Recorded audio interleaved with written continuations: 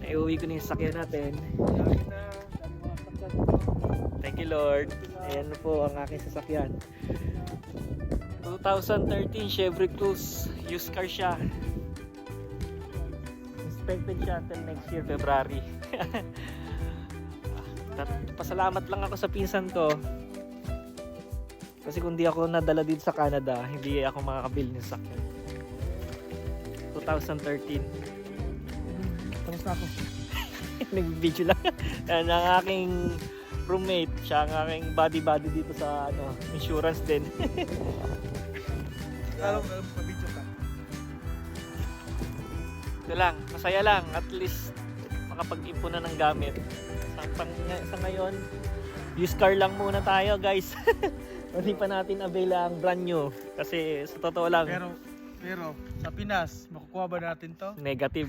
Negative. 15 years ako sa trabaho, dire-diretso. Ni bike nga, hindi ako nakabili.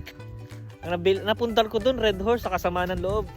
Sama ng loob sa akin. Pre, ilan tayo sa bahay?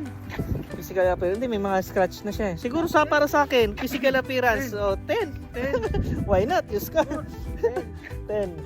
Diretso to sa 1 to 100. 100? 100 sip-sip to. Anong gusto mo ang tanghalian? Sip-sip ka. Ayun guys, ito lang.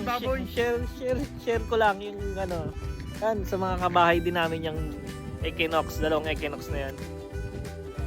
Sa mga hindi pa na po nakaalam, ito pa lang Equinox na to na kulay blue.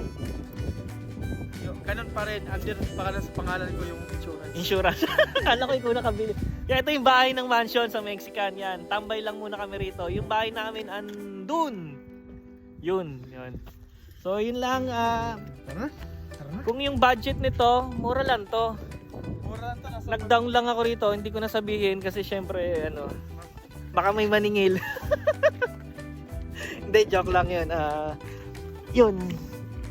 Nag-down lang ako. Tapos sabi nung kausap ko nung pinagbilhan ko, yung monthly nito is hulugan ko na lang, which is naging kinonsider ko kasi hindi niya ako kumbaga yun na yun, basta yung kulang, hulug-hulugan na lang.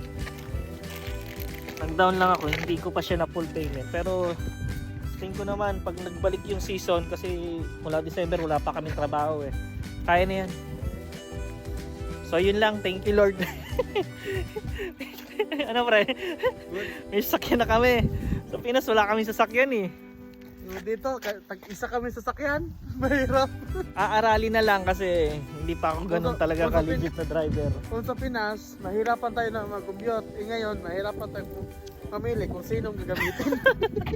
Sige na. Bye-bye vlog.